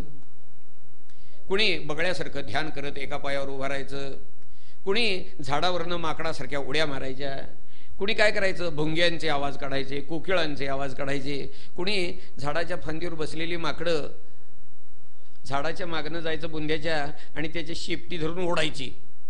तर तऱ्हेचे खेळ करायचं चाललेलं आहे. इतक्यात त्या मुलांचं लक्ष शेजारी असलेल्या वनश्रीकडे गेलं. ते बघतायत, अरे आपण इकडे इतके दिवस इकडे येतोय परंतु ही वनाची शोभा काय आपण बघितली नाही आहे. अरे कशी दिसते बघा वनाची शोभा, जणू काही एक अजगर, प्रचंड अजगर असा आ करून पडलाय असं वाटते बघा म्हणाले. वस्तुस्थिती अशी होती की कंसानं पाठवलेला अघ नावाचा राक्षस 4 कोस लांबीचं अजगराचं रूप घेऊन जबडा पसरून तिथे येऊन पडलेला होता. मुलांनी बघितलं, मुलं म्हणतायत ही वनाची शोभा आहे आणि त्याला अजगराच्या मुखाची उपमा देत आहेत बरं का. आहे अजगरच पण ते म्हणतायत ही वनाची शोभा आहे आणि अजगराची उपमा देत आहेत. कसला अलंकार म्हणे त्याला, भ्रांतिमान अलंकार असं काहीतरी म्हणायचं. तर मुलं म्हणतायत अरे तो वरच्या बाजूला तांबडा मेघ दिसतोय का नाही ढग, तो जणू काही त्या अजगराच्या वरच्या ओठासारखा वाटतोय बघा. आणि हा खाली दिसणारा तो नदीचा तीर आहे की नाही, तो जणू काही अजगराच्या खालच्या ओठासारखा दिसतोय बरं का. असं दोन्ही बाजूने या पर्वतांच्या रांगा आहेत ना, त्या जणू काही त्या अजगराच्या दाढा असाव्यात असं वाटतंय.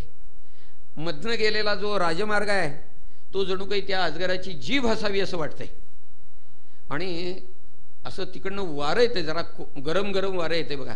बहुतेक आत कुठेतरी वनामध्ये वणवा पेटला असावा, त्याची धग येते ही, आणि दुर्गंधी येते. आता अजगराच्या तोंडात यायची की दुर्गंधी येते, ती बहुतेक त्या वणव्यामध्ये काही जनावरं जळून मेली असावी, त्यामुळे त्या चरबीची घाण येते. आपण ही शोभा काय बघितलेली नाही रे, चला रे आज बघायला जायचं. ही सगळी पोरं म्हणतायत चला रे जाऊया. भगवंतानी ओळखला आता प्रकार काय आहे तो. भगवान सांगतात अरे जाऊ नका जाऊ नका. जाऊन ऐकतंय कोण हो? पोरं सुटली. लोकशाही.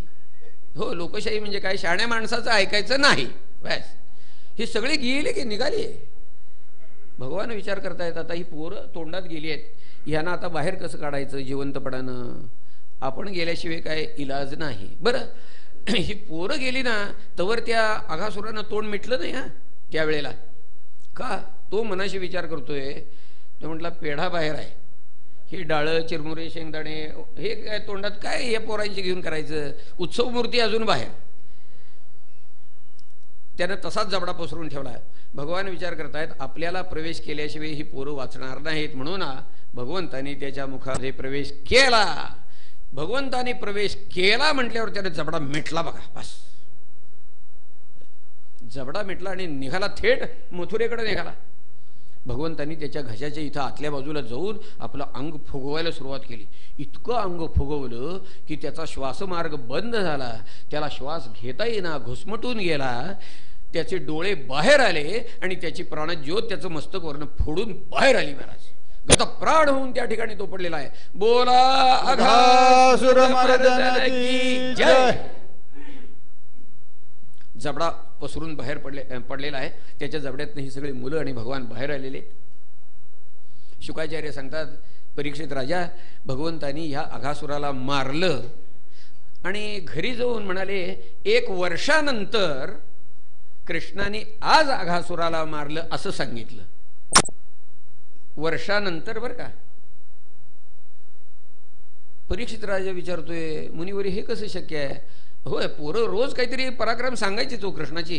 कृष्णानं आज असं केलं तसं केलं तसं केलं.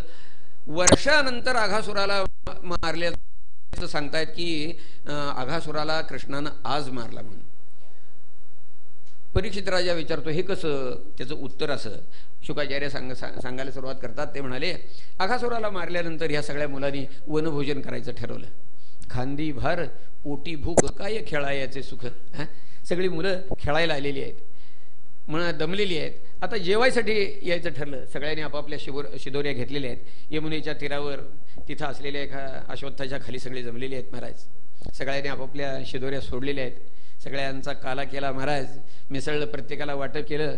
जेवण करायला बसायचं. प्रत्येकाला असं वाटायचं बरं का की आपलं जेवण होत असताना हा कृष्ण परमात्मा आपल्या डोळ्यासमोर दिसला पाहिजे बरं का. म्हणून ही मुलं कशी बसली ठाऊक आहे का? अशी अर्धवर्तुळाकार असा आकार करून बसली अशी. निजमुख कवणा ही आडदृष्टी असेना, रचुनी बसवी ऐसी भोवती बालसेना. हरिवदन पहाया सर्व दृष्टी भुकेल्या, आणि म्हणून बहुत पंक्ती मंडलाकार केल्या. गोपाल कृष्ण महाराज की जय. हरी कर्णिकेच्या स्थळी मध्यभागी मुले भोवती ऱ्हस्व दीर्घे विभागी. ऱ्हस्व दीर्घे म्हणजे लहान पोरं म्हणजे बुटकी पोरं आणि उंच पोरं. विभागी म्हणजे विभागून उंचीचे एक कतार लावून सॉर्टिंग करून लाईनी कशा त्यांच्या बसवल्या ठाऊक आहे का? सगळ्यात लहान उंचीची मुलं जी आहेत गिड्डी मुलं ती पुढं बसवायची. त्यांच्यापेक्षा जरा उंच आहेत ती मागं बसवायची. आणि ती बसवताना सुद्धा कशी बसवायची ठाऊक आहे का? भगिनी रांगोळ्या घालतात बघा. ठिपक्याची रांगोळी काढताना कशी करतात? एक लाईन ठिपक्याची काढायची, दुसरी वरची लाईन काढत असताना हे जे 2 ठिपके काढलेत त्याच्याबरोबर मागच्या बाजूला तिथं मध्ये ठिपका द्यायचा. अशा रीतीने ही सगळी मुलं बसलेली आहेत. भगवान सगळ्या समोर उभे आहेत. ते जे काय अर्धवर्तुळ झालेलं आहे त्याच्या केंद्रस्थानी भगवान आहेत बरं का, लक्षात घ्या. यावेळेला भगवान कसे दिसत होते भागवतकरांनी वर्णन केले महाराज. बिभ्रद्वेणुंजठरपटयो शृंगवेत्रे च कक्ष वामे पाणौ मसृणकवलं तत्फलान्यङ्गुलीषु तिष्ठन्मध्ये स्वपरिसुहृदः हासयन्नर्मभिस्वैः स्वर्गे लोके मिषति भुजे यज्ञभोग्बालकेलिः. गोपाल कृष्ण महाराज की जय. बिभ्रद्वेणुंजठरपटयो. त्यांनी आपली मुरली कुठे ठेवली ती वाजवायची तर नेसेला पितांबर आणि आपलं पोट याच्यामध्ये अशी उभी खोचली ती इथं. बिभ्रद वेणुंजठरपटयो शृंग वेत्रेच कक्षे. शृंग म्हणजे वाजवायचं शिंग आणि वासरा हकलायची काठी. या दोन्ही गोष्टी अशा खाकेत मारलेल्या होत्या. शृंग वेत्रेच कक्षे आणि वामे पाणव. आता हा हात रिकामा आहे का. वामे पाणव मसरण कवलम. आपल्या वाटेला जे काय आलेलं आहे ना सगळ्यांच्या शिदोऱ्या सोडल्यानंतर त्यातलं चिकणा भाग जो असेल ना तो असा तळ हातावर ठेवलेला आहे. समजा आता याच्या वाट्याला थालीपीठ आलेलं आहे. आज कांद्याचं थालीपीठ मस्तपैकी चतकोर तोंडाला पाणी पिणे सुटलं सांगतो. असे थालीपीठाची अशी चतकोराची चवड लावायची. मसरण कवलं आणि तत्फलांनी याचा अर्थ त्याची तोंडी लावणी. म्हणजे तोंडी लावणी म्हणजे मिरची असली मिरची लोणच्याची फोड रंजगा. आता कसं वाटतं बघा रंजगा हिरव्या मिरच्याचा ठेचा विचा असं तत्फलांनी अंगुलीषु इथं ठेवायची. तिष्ठन्मध्ये सगळ्यांच्या मध्ये हा परमात्मा उभा आहे. तिष्ठन्मध्ये स्वपरिसुहृदः हासयन्नर्मभिस्वैः. काही ते विनोद करायचे पोरांना हसवायचं चाललंय कार्यक्रम. भगवंतानी थालीपीठाचा तुकडा मोडला तोंडात घातला थालीपीठ मोडलं. हा काय भारी आहे रे थालीपीठ म्हणलं. कुणाच आहे रे. पेंद्याने हात वर केला लगेच. हा माझा आहे म्हटलाय. काय त्याला आनंद झाला. अरे आपण आणलेलं थालीपीठ आज भगवंताला आवडलं. काय आनंद झाला. थालीपीठाचा तुकडा तोडून तोंडात घालतायत. हा भारीच आहे म्हणाले थालीपीठ. पण जरा पेंद्या जास्त खारट लागतंय रे म्हटले. काय तुझं शेंबूड बिंबूड लागलाय का रे याला म्हणाले. अरे अरे अरे असं म्हणायचं की पोरं लागली हसायला बघा सगळी. तिष्ठन्मध्ये स्वपरिसुहृदः हासयन्नर्मभिस्वैः आणि स्वर्गे लोके मिषति बुभुजे यज्ञभोग्बालकेलिः. बस सगळ्या स्वर्गस्थ देवता हे सगळं बघायसाठी आलेले आहेत बरं का. हा भोजन प्रसंग